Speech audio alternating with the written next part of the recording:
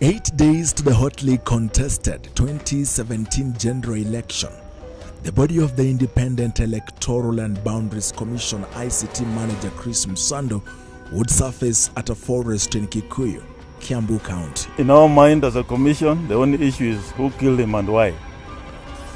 And that's a question that must be answered. Msando was the face of technology at the IEBC, the man in charge of the data, electronic register, KIMS kits and the IEBC portal to which results were to be relayed. A system that is simple, verifiable and auditable.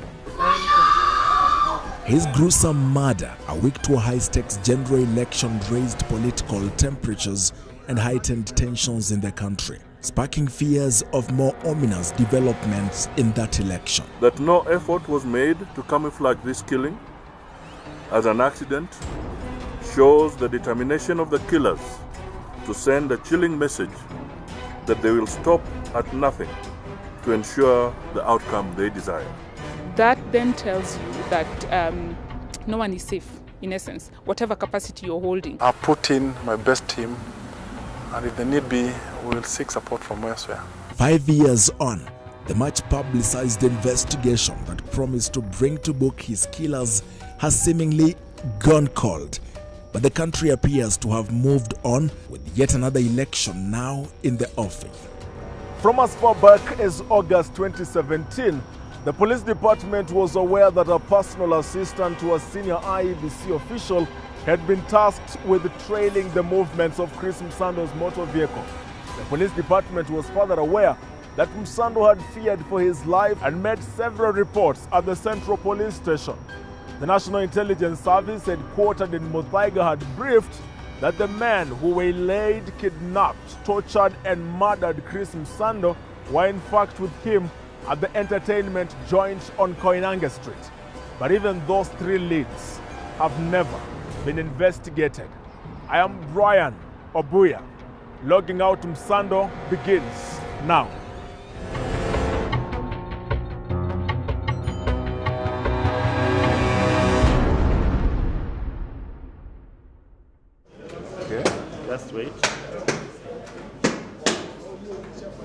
Christopher Chege Msando was the man who oversaw key ICT processes, including the audit of the Register of Voters and the Data Center project.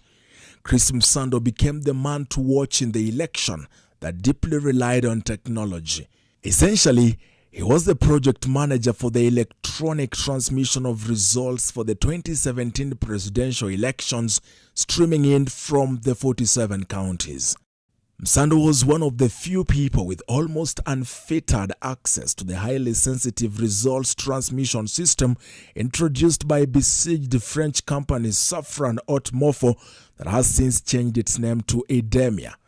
The company had been single-sourced by the IEBC to deliver the Kenya Integrated Election Management System KIMS in a 6 billion Kenya shillings contract. The Otimofo deal itself was so controversial that the Parliamentary Accounts Committee on 24th April 2019 blacklisted the company and recommended its total ban from Kenya for at least 10 years. Msando was described as an honest man, transparent in sharing the loopholes and the strongholds in the ICT system that was going to become the do or die of the 2017 polls. In May 2017, his boss James Mohati was sent home on allegations of not cooperating with the auditors supposed to audit the ICT system. Msando took over as the manager of the ICT infrastructure, the IEBC, and with that, his role became more pronounced. This is a public matter. Chris was now the man in the Kenyan media, assuring the public of the integrity of the then upcoming elections and the proficiency of the later to become a doomed and damned electronic voting system. In this election, the resource management is going to be very transparent, very open and very accountable. He was not mincing his words. It was clear that he understood his job. We invest in technology heavily because of trust. Not because of anything else, it's just because of trust. Can you imagine Dibal Governor Kidero running elections, will Sonko agree to those results? If Governor Kidero's people run those elections here, it's because of trust. We don't trust each other, therefore. If he's running as an incumbent? Yes. And that is what happens in the United States. Will you trust that particular results? Well, that is the question we need to be asking ourselves, all of us here. The ICT department would later be placed back in the hands of Muhati. His suspension had come to an end informally. The commission that publicly sent him home somehow did not tell the public about his silent return. Everything will go quiet at the anniversary towers until Friday, July 28, 2017. Msando did not go back home. From there, everything was happening so fast. On Saturday 29th, his body was quietly registered as unknown at the city mortuary at 11:25 a.m. This even as his family went about the business of finding Chris. Then on Sunday, the commission officially released a statement declaring that its ICT manager Chris Msando was missing. Midday Monday, the commission officials and Msando's family were flocking the city mortuary where his body had by now been identified. We learned with shock the killing and murder of our employee, Chris Msando. There's no doubt that he was tortured and murdered. I know post-mortem will be done. In our mind as a commission, the only issue is who killed him and why. And that's a question that must be answered. It was gloomy.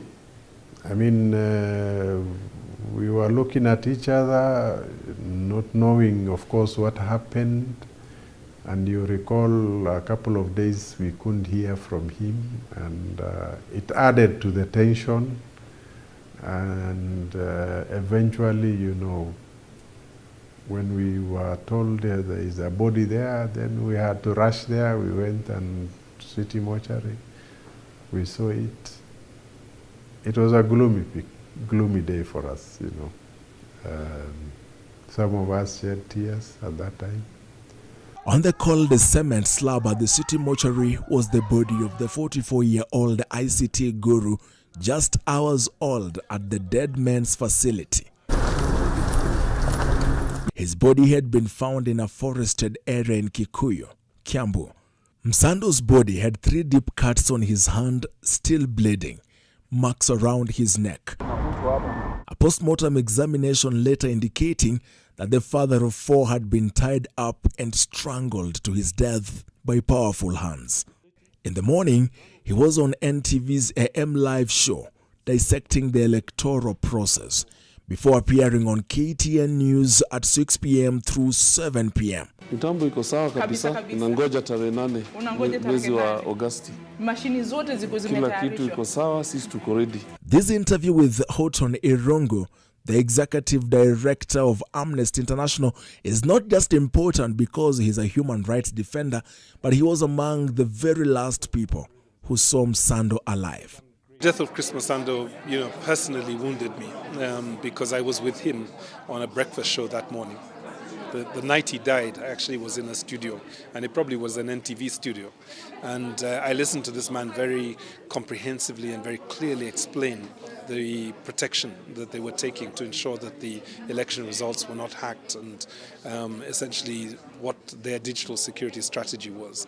To have him killed in the way that he was killed really deeply wounded me. And it, of course, it horrified the nation. Actually, you recall at that time we had the actual director was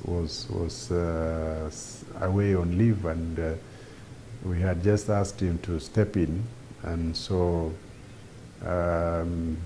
that's why we had very close discussions and working relationship with the late, and personally it touched me as, his chair.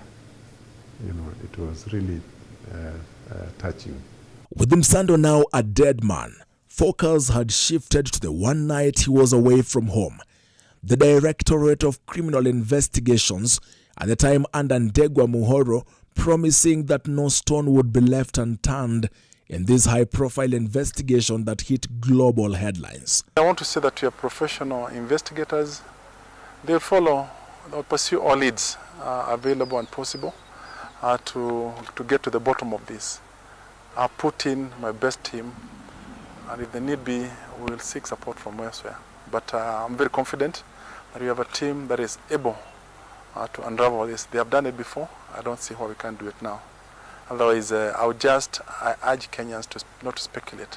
In a couple of hours of what police say were intense investigations, they had come up with a theory and a possible motive behind the heinous abduction and murder. It was at this point that the name of one Caroline Marianne Wairimu Ngumbu would feature prominently. And for the first time, it would be established that it was not just Msando who had been brutally taken out, but so had a young woman. Police painting the picture of a crime of passion, despite the evidence pointing to other directions. Police would eventually give a detailed chronology of the night Msando and Caroline Ngumbu were murdered, relying heavily on the CCTV cameras that had been captured at the Integrated Communication Command and Control Center at the police headquarters. The narrative showed that on Friday at about 8:50 p.m., Msando left his office at Anniversary Towers and was spotted in the company of two other persons, a male and a female, at Club 7 on Koinange Street.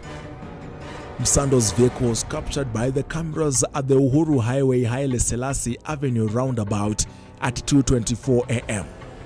His vehicle would again be captured a minute later at the Bunyala Road Uhuru Highway roundabout heading towards Mombasa Road. In both instances, the vehicle had two occupants, a male and female, in the front seats. 10 minutes later, at about 2:30 a.m., the vehicle was captured along Mombasa Road towards the Nyayo Stadium, now with only a male occupant in the driver's seat heading towards the city center. The sun visor dropped and not matching the frame of Chris Msando. This widely gave rise to findings that Msando and his girlfriend Caroline Ngumbu were forced into another motor vehicle at a dark spot near Mata Hospital before being murdered somewhere. At 2:47 a.m., Msando's vehicle was captured along the Ring Road-Juja Road intersection towards Thika Road, being driven by an unidentified person. And this was the last time his vehicle was spotted before being found abandoned in Roysambu at midnight on Sunday. On Monday, Chris Msando and Carol Ngumbu's bodies were found at the city mortuary. The duo had been kidnapped, tortured, murdered, and later dumped in Kikuyu in Kiambu County sometime between 3 a.m. and 11 a.m. that Saturday. The murder and the killing of Chris Msando, who was a critical player within the electoral process, remains a dark chapter in our electoral history. And it was regrettable, it was unfortunate, it was criminal, and we must keep away from those kind of occurrences. Because elections in this country are almost a matter of life and death. And therefore, anything that indicates that anybody is trying to compromise elections should completely be avoided. Elections in Kenya is a do or die activity, as most people recognize, and many of them say so. And because we are overseeing an election that is viewed to be a do or die, anybody involved in that process will always feel vulnerable. Tucked away in Gashie, Kiambu County, the family of Marianne Wairimu Ngumbu is opening its gates to us, their first media search interview since the gruesome murders 5 years ago. And for the first time on national television, the family reveals how it almost lost its two daughters to Chris Msando's killers. A few changes have happened here, including the repainting of this gate. But many things remain the same, and they may never forget the sorrow of losing a loved one. Buried at her father's home, here lies the final resting place of Caroline Marianne Wairimu Ngumbu, Here lies the shattered dream of a young girl who looked forward to becoming one of Kenya's greatest nutritionists. Her mother says it is still a heavy burden for her. Hangetaka kukose wala hata makelele, hakunataka hata makelele. Na ukimwambia kitu anatii. Kwa sana sana baba yake alikuwa anamtii sana. Hata tuliguswa sana. Caroline Ngumbu wasn't always Caroline or Caro, as she was fondly called. Her mother says her official name was Marianne Wairimo, but she and her friends fell in love with the name Caroline, and it became widely used than her real name. Sarah says her daughter was brought up well in a church setting. Shule alikuwa anafanya vizuri. Karo hajawahi kosa kwenda shule. Hata angefukuswa tuseme shule amefukuzwa na nini Karo. Tulikuwa tunafanya bidii tunatuma ndiye asikuja. Alikuwa hata analia akisikia atatumwa nyumbani ya Kalo aya. A few kilometers from her mother's home is Jedida Wanjiku, or just Shiko, Caroline's elder sister. If there is someone who knew almost everything that was going on in Caroline Ngumbu's life, it was Jedida, her sister. We grew up very well, not having any issues as sisters. She was loving, God-fearing. You know, there were like wale wasichana hata shule anafuatilia vizuri CU, alikuwa chair lady. Church, same way. She was playing part in youth service, and she was a nice girl. The sister says it is during the period she was in Karen at the Kenya Medical Training College that Caro met Chris Msando. Their meeting was that informal. They exchanged contacts and became friends, later to elevate their friendship into something deeper than that. Caro akatoka KMTC na alitumwa Naivasha Hospital. When she was staying in Naivasha, they would even call me with Chris. We were in Naivasha pamoja. Angempik, wakuje Nairobi. Wakifika Nairobi, maybe we meet for a few drinks ama coffee. Then I think hiyo ndio relationship yao, najua ilianzia hapo. Na wakakuwa watu wako pamoja. If it's on a weekend, I'd call Carol, not pick, same way Chris used to do. I'd call Chris and anampatia hata simu yake, we talk. When they were going for trips na yeye, yeah. But hata yeye nilimuuliza, if you know deep down your heart, huyu mtu ako na familia, ujue unaweza kuwa ukikosea. And she told me, no, Chris, ako always available. The mother says she knew nothing about Caro's relationship with the IEBC manager. It was the last thing she would have expected. Hakuna kitu nilikuwa najua. Unajua ni wasichana wako na mabosa wao. So sikujua kitu yeyote kuhusu huyo mtu. So wakati niliona, hata nikasikia, wale waliniletea hapa ripoti wakaniambia ule mtu alikuwa amepotea. Sasa si alikuwa ametangazwa amepotea. Wamepatikana, sijui wameuawa naka.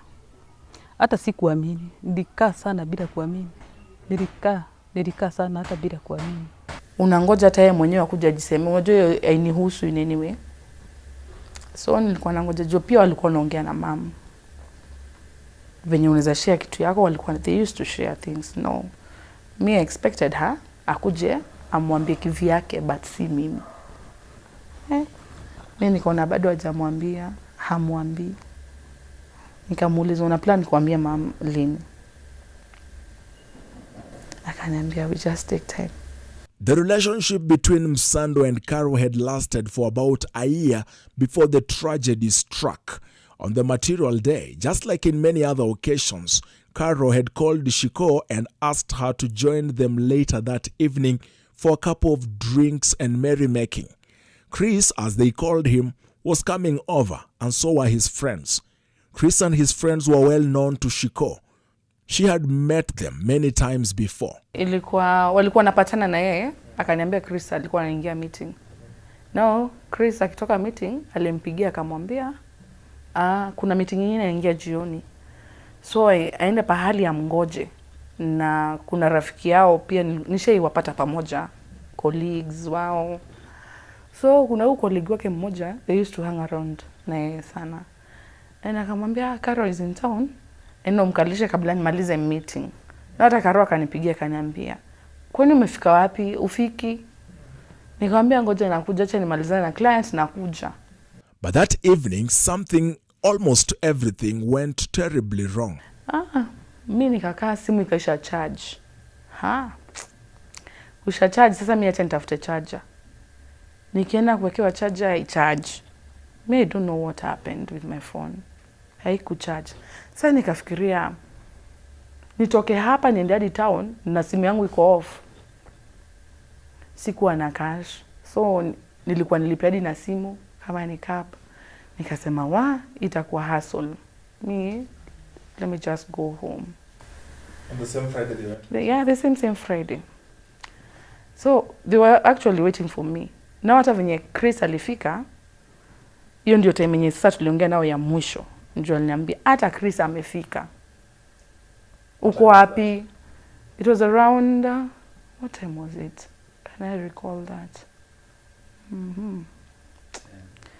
Around it was about 9 there.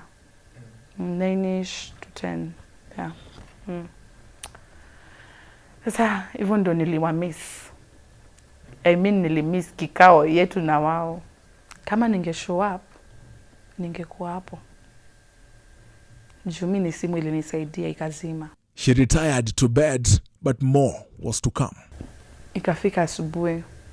Asubuhi nikampigia simu. The first thing I did, vile niliamka, nilimpigia. And the phone was off. I thought, maybe hata alifika late. Simu ikazi, pia ni issue ya charger ama anything. Nikakaa. Lunchtime nikapiga. Jioni nikapiga. Sasa hapo ndo nikaanza kuwa uneasy. Kumpigia mteja. Now on Sunday, all along, mimi hata siangalia ati news. Ati nione breaking news, Chris is missing, you know. Sasa hapo ndo walianza kusema Chris is missing. And sure, ningejua even that's why my sister's phone was off. Now I had to call Chris. Kumpigia, simu yake ikaenda mteja pia. Sasa hapo nilitense. Nikashindwa ni nini. Nikakaa nikiwajaribu. No, hakuna mtu anajua hii story isipokuwa mimi. Mimi ndio nilimit Chris. Karua aliniintroduce kwa Chris. Sasa nitaenda kuambia wazazi wangu aje. Ama nitawapigia niwaambie Karua simu yake imekuwa mteja na mtu mwenye alikuwa na yeye iko mteja pia. You know. Now ilikuwa confused. Ndio now on Monday decide Monday sasa nitaenda kuambia at least hata kama it's my mama ama my another cousin of mine hata ndio alinipeleka huko.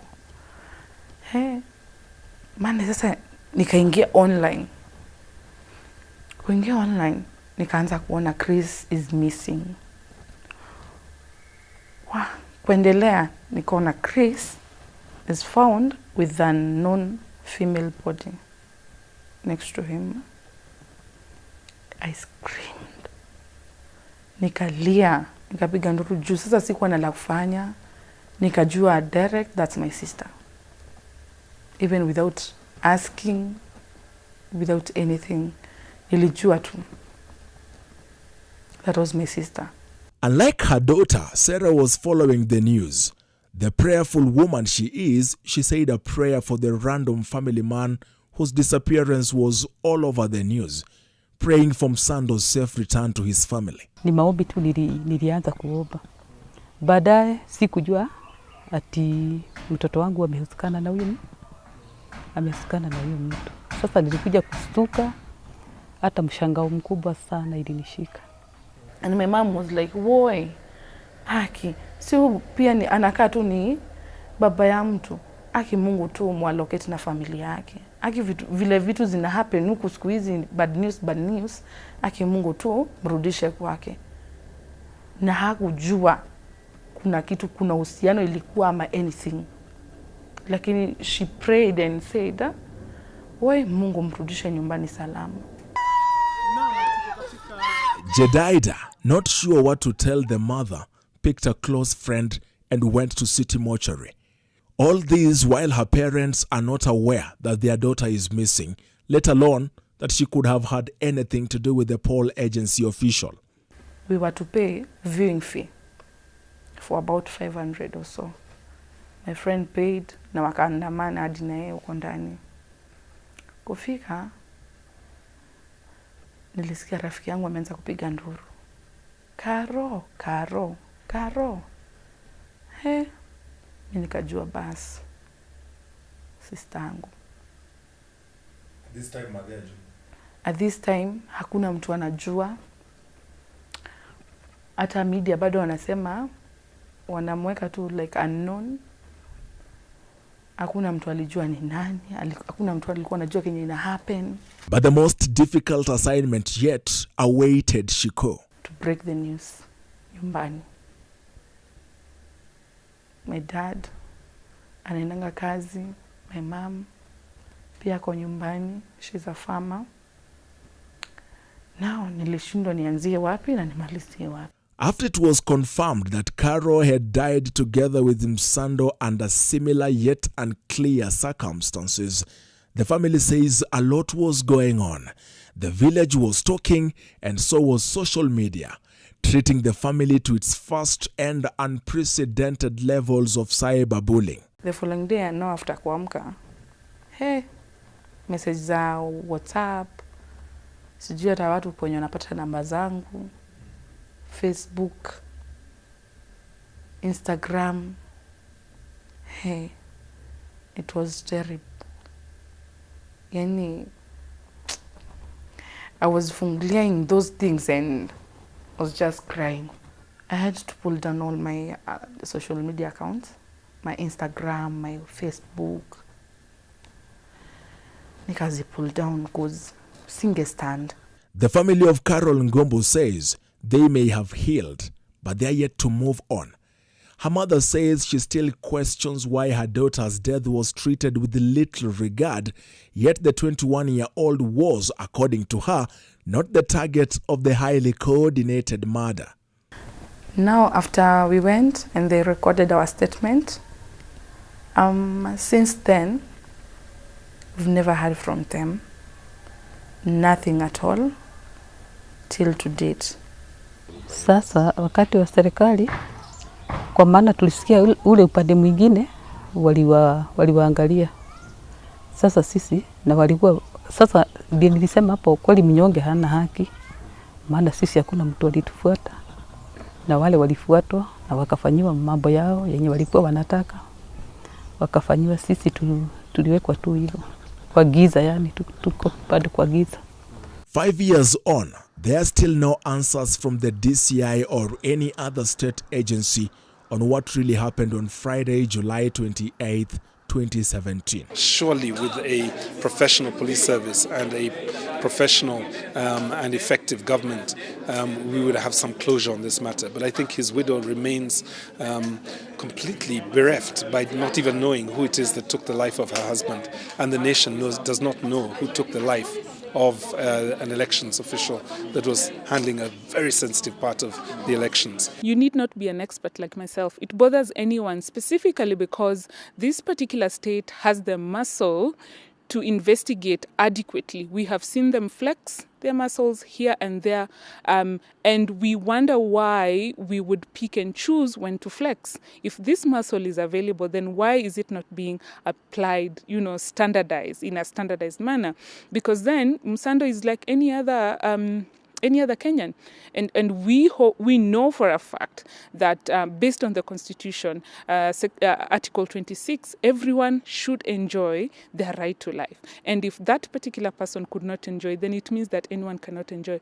Further, given that particular way in which this person lost their life and the way in which the state has handled that particular case, then you lose trust in the state, which is the holder of the duty to offer full enjoyment of the right to life as well as security, and then it cascades to the judiciary, because then we see that in essence nothing will ever be done, and yet we know that justice should be our shield and our defender. We must prepare for accountability, for holding to account, all those involved in electoral offences. That will send a clear message that we won't tolerate any interference with the integrity of our electoral process. As most players question the existence of an investigation and, if any, the pace of it, the police say the probe is still active. That's part of our past, and we keep on learning from our past. For us, the case of Msando was a very sad incident. Is actively under investigations by the DCI, so I can't really go into that. But for me, all I can say is just to offer, in terms of reassurance, to offer the commitment of the National Police Service to IBC, its officials, all contenders, and all Kenyans at large. Msando's family is still too traumatized to speak about the issue, saying in previous interviews that they have left the killers in the hands of God. Mawaj sirkand Kenya odhiero wanga aonge tag sirkal ma Kenya gowach ana dwaro ngabna no mark ngat maneno nego Chris oteri court. Chris owe nyithindo matindo to nyithindo ko thagore to gin to nyithindgi chiemo maber. Chris no kokoso no kokwali Kenya. Chris no dhi somo sombe ne gindiko Chris ni Chris odhi kanyo mondo odhi oti maber bosomo sombe to ndiko gik manene gidwaro. Ne Chris otimo nigi ang'o mane inego Chris to kose ka ne gineno ni Chris rach ne kigiriembe ne ginege nang'o ne giriembe to oduogo na an wuon go mahere kata rach.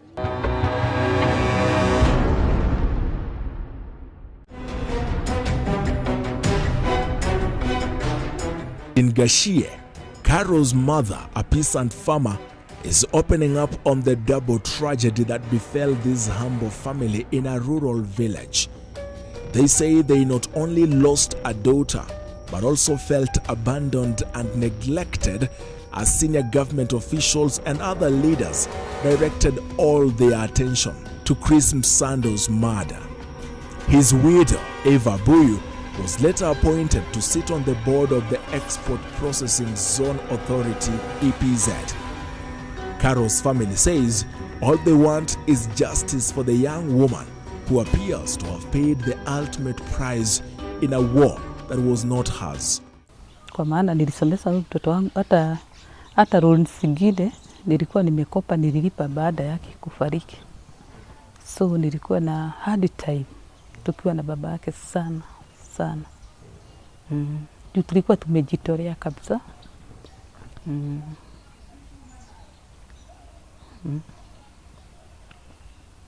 Sasa kutoka hapo mimi ningetaka serikali inifuatilie, na wajue huyu alikuwa mtoto, na hata kama angesoma hata angeenda na asaidie tena serikali ama asaidie wananchi at least ile gap niko nayo.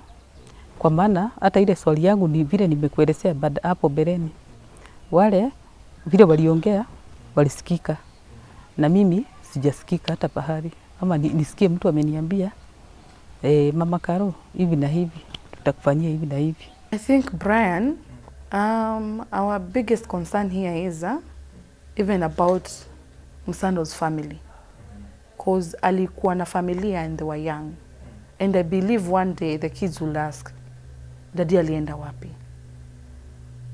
They also need answers as much as we need them. At least the government condoled with them. The mother got a state job, and as much as they need answers, they're in a better position now, I think so. And here there is Carol. Carol and Chris, they were different people. And I think maybe that's why waliwatreat wakiwa watu tofauti. Because Carol didn't work for government. Maybe that's why. I'm not saying, maybe that's why. And it's so unfair. Because pia Carol ni mtu.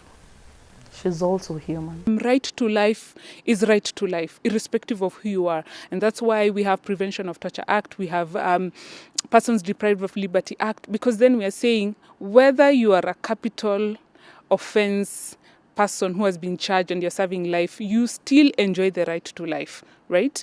You still access health services, you still get to see your family, you enjoy a few rights that the law in itself can never take away from you. So by extension, when we are looking at the murder of Carol Ngumbu, and that no one talks about it, and that no one is angry enough or strong enough to even address it, is a question that we need to be very concerned about. It is sad, further, that we even pull the sex or gender card when it comes to someone's life. That in itself is a question that then we need to look into. Msando had exuded confidence that electoral loopholes in the electronic system had been sealed and that no ghosts would wake up to vote on the election date. What we are putting in place as a commission is to ensure that we identify and mitigate all the risks that are out there in terms of technology and breach of systems. We are alive to the fact that those breaches are happening right now. The death of the father of four threw the credibility of the general election into question and raised political temperatures. Tunataka tujue IBC kama watahakikisha uchaguzi unaokuja utakuwa wa haki, kwa sababu wakiiba safari hii Kenya haitakubali. At the center of the murder investigation was a heated political anger, featuring among other players Gatundu South Member of Parliament Moses Kuria. Immediately news of the death of the ICT manager Chris Msando broke, focus sharply shifted to a Facebook post made hours earlier by the legislator. It is during Msando's disappearance that Kuria posted an image of the IEBC official's car that was found parked in a Roysambu estate. I've had to live with a barrage of innuendos, accusations and suspicions that linked me to the disappearance and the death of Chris Msando. In the said post, he described the late electoral official as an idiot who was busy enjoying a sweet time with a female companion at a time when Kenyans were busy looking for him. That Facebook post caused an uproar and put the lawmaker on the spot. The post has since been pulled down, but it forced the legislator, who is now running for governor in Kiambu, to break his silence. We called the OCPD of Kasarani police station even before we went to the scene, and we told him, Bona OCPD, we have received this call from these people that this vehicle that has been circulated as missing has been found. What we have encountered is daily accusations, and you know, we are human, and myself, I'm a leader, and I'm a parent, I'm a father, and it's not good, and I want this statement to put a stop forthwith to any further association of myself with this particular issue. The opposition painted a picture of an election that had been electronically stolen through an algorithm. Despite our grave concern about the implications of this murder and other recent developments, NASA would like to re-emphasize and reiterate its commitment to participate in the general election on the 8th of August. And to the polls they went. The second most controversial election in Kenyan history was taking place. With the technology whose lead manager had been assassinated at work, the opposition would later argue that the Chebukati-led commission had compromised itself and the system, leading the country to a long-standing and intense litigation that sought to set aside the election results. IEBC and Uhuru Kenyatta's lawyers facing difficult questions from inside the chambers of Kenya's highest court. There were no security features required on these forms? It is not a requirement of the law. It is not a requirement of the law? No. But did these forms have security features? Yes. So meaning if they had, they all should have? abundance of caution. The commission, out of abundance of caution, are the ones who designed the security features. Okay. Yes. And my Lord, we have explanations. It's just that there wasn't enough time. Because when you scan a copy, you can actually lose some of the security features. But what I'm saying Mr. Mita, before is you that move, the forms Mr. Mita, 34... Yes. Before you move. Yes, my Lord. How do you explain Nyali in that form? And the serial number, or lack of it? Yes, there is no serial number, but that's admitted. What does that mean? If I had time, I would take instructions. But if you go to the next column... My question is this. Yes. Where a candidate, where a voter collects the 6 ballots, Yes. because the assumption is we will be given all 6. Yes, you're given all 6. And you want to vote for only one candidate. Yes. Where do the other 5 ballot papers go? It's a very simple question. That's what I answered, Your Ladyship. That the law, and I think the regulations actually make it quite clear, that even having been given the 6, and even with the color coding that the ballot boxes have and the ballots themselves have, room is still created for what Your Ladyship correctly called the stray ballot, which is a correct ballot placed in the wrong box. Now, when you look at the regulations and you decide to do your ruling, you will find that those stray ballots are kept in a separate envelope by themselves, according to the rules.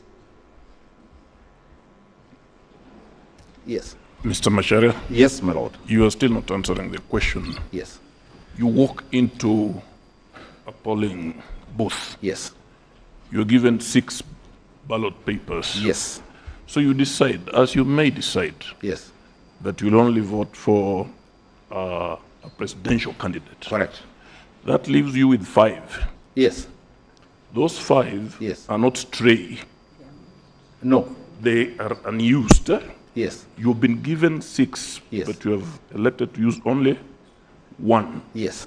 That leaves you with 5. Yes. What we are asking, where do those 5 go? How are they accounted for? It's a simple question. Oh, yes. They're not stray. No, they're not stray. They can only be stray if they have found themselves through in the wrong ballot box. And that's the point. Okay. So they're not stray. So you still remain with 5. Yes. Where do you put them? You carry them away? No, no, no, no, no. How are they accounted for? No, and that's the point I'm making. You vote. You vote for 1, and vote for the 2nd, and vote for the 3rd. You have 6. 2 weeks later, for the very first time in the history of Africa, and only the 4th time in the world, the Supreme Court reached the dramatic verdict, throwing out the entire presidential election on, among other issues, a controversy over servers which the commission was accused of refusing to open despite the court's clear directives. A declaration is hereby issued that the presidential election held on 8th August 2017 was not conducted in accordance with the Constitution and the applicable law, rendering the declared results invalid, null, and void. Number 2, a declaration is hereby issued that the 3rd respondent was not validly declared as the president-elect, and that the declaration is invalid, null, and void. The nullification of the presidential vote was widely seen by some as a vindication of the claims by the Raila Odinga-led opposition that technology had been used to compromise the election and that Msandos' death was somehow part of that scheme. One thing I can assure you, and I've said this before, we worked with MOFO very closely. At no point did they give us passwords, or because the claims were that passwords were given to some of the officers or the late Chris had passwords.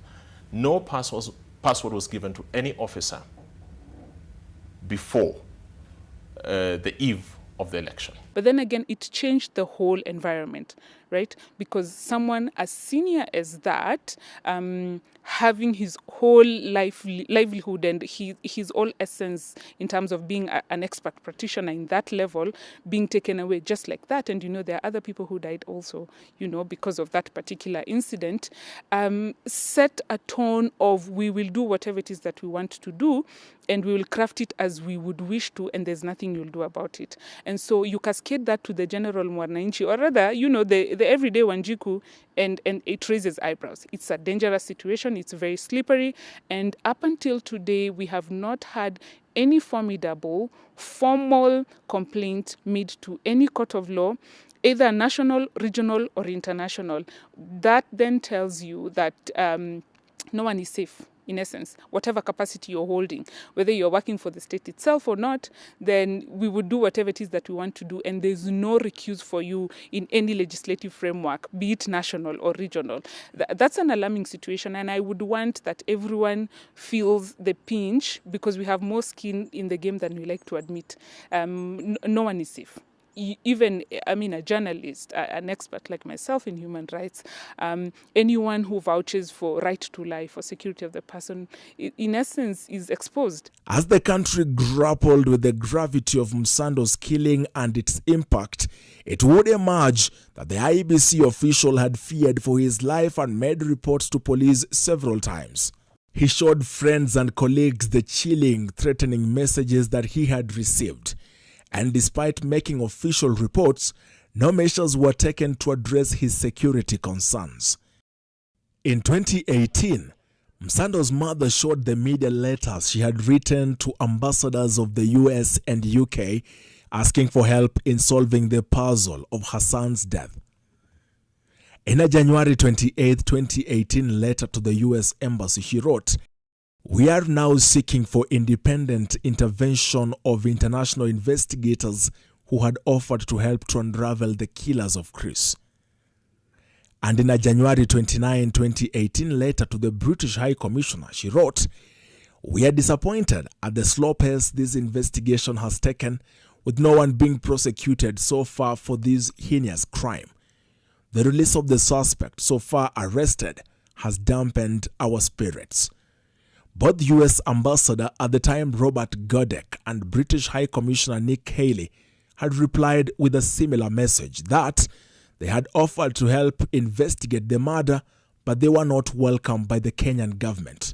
And here is what the government spokesperson Eric Kiraithe had to say when that question was posed at him. To call FBI and whatever, who else, and Mossad and whatever, it's very easy, but the government has no intention to use such actions to manage perception. It remains unclear why the Kenyan government has never accepted any international help to assist in unraveling the murder of Chris Msando and Carol Ngombo, despite the lack of progress in investigations by Kenyan detectives. State complicity.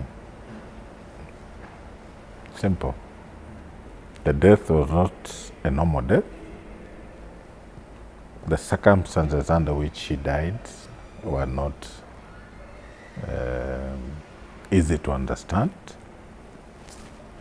And at the end of the day, there were no investigations. 2 words: state complicity. In 2020, Dr. Roslina Kombe, a former IEBC commissioner, posted a tweet that suggested internal complicity at the commission in Chris Msando's murder, saying, "Painful that instead on this day 3 years ago, your own colleagues led you to the slaughterhouse. Like Judas, they sold you for 30 cents. The former commissioner has been dishing out a series of tweets within the last 5 years of Chris Msando's murder mystery. The recent one being Friday, July 28, 2022, exactly 5 years after the gruesome murder. Akombe tweeted that it's been 5 years since Chris Msando was handed to his brutal killers to thwart efforts of delivering a credible election in Kenya, and that though his betrayers have been rewarded and electoral integrity remains in peril, Akombe further tweets that justice will be served, no matter how long it takes. Akombe fled the country in October 2017, resigning mid-air just 8 days before a crucial repeat presidential election, citing threats to her life, a month after the annulment of the August 8, 2017 election results. Observers say the many clues given about the murder over the years should have led to a breakthrough by now. You know, when you get into these murky things, like they say in politics, you better, mnasema kwa Kiswahili, yaliyopita si ndwele tugange yajayo, because if you touch it, you're going to touch raw nerves, and those raw nerves are willing to speak what they also know, maybe like what Sudi was saying, and then it will just implode from within, and it will just be a serious security problem for the country. Two words, state complicity, and that's why nothing was followed, no investigations, nobody was arrested, and nobody wanted to talk. IEBC officials say election seasons such as this brings back the chilling memories of that gruesome yet unresolved murder. Well, it's scary. Don't forget, I was the chair of ICT, and I was working closely with Chris, and you feel, are you the next, you know?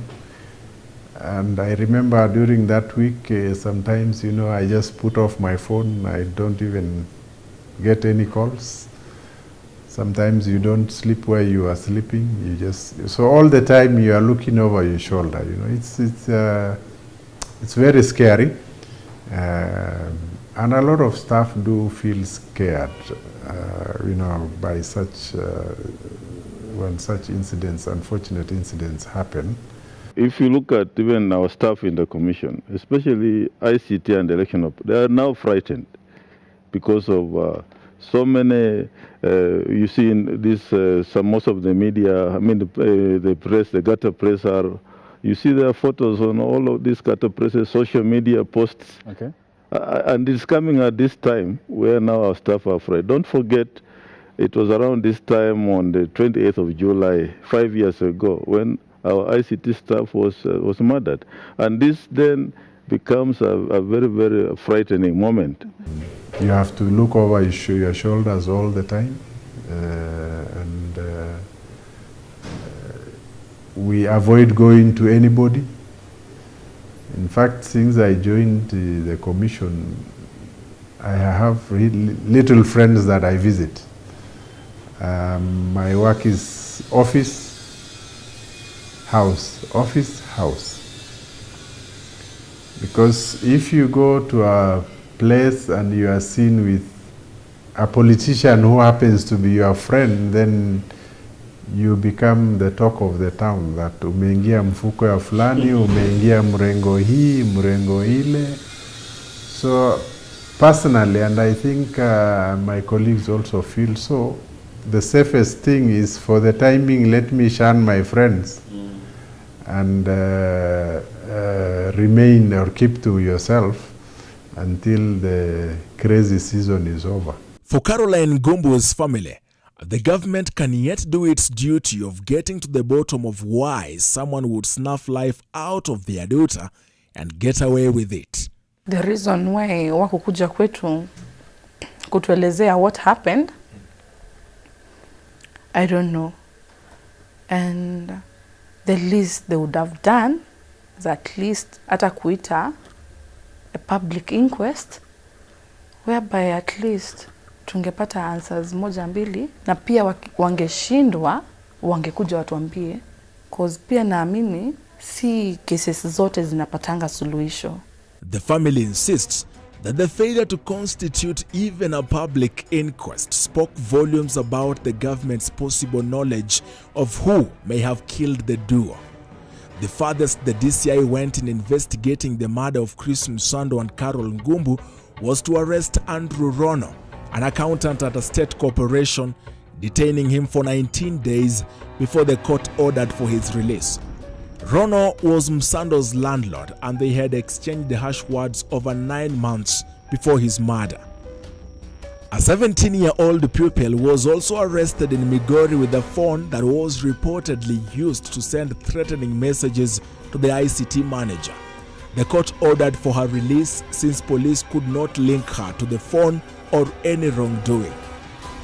Police never paraded 3 people they claimed to have arrested in tracing Msando's last movements before his killing. The police account of his vehicle's movement remains disputed by several other accounts that the slain IEBC officer could have been waylaid by his killers. The murder of Chris Msando was not the only one that rocked the Electoral Commission in 2017. The body of a middle-aged female teacher who was a deputy presiding officer with the IEBC was discovered in a thicket at Sega Trading Center in Siaya County. The body was that of Miss Caroline Odinga, found by residents who were on their way to attend the burial of Chris Msando in Lifunga village. Her murder is yet to be fully investigated.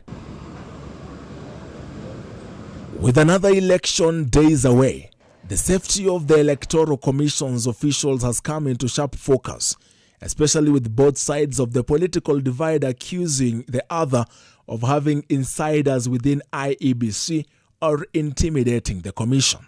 With the daunting task of delivering a credible election ahead, the ghosts of a Supreme Court judgment haunting it, several court rulings appearing to question its fairness, IEBC is racing against time to take Kenyans to another election. But for the family of Christopher Chege Msando and Caroline Marianne Wairimu Ngumbu, it's a different question. Where is justice for their kin 5 years on? Brian Obuya, NTV.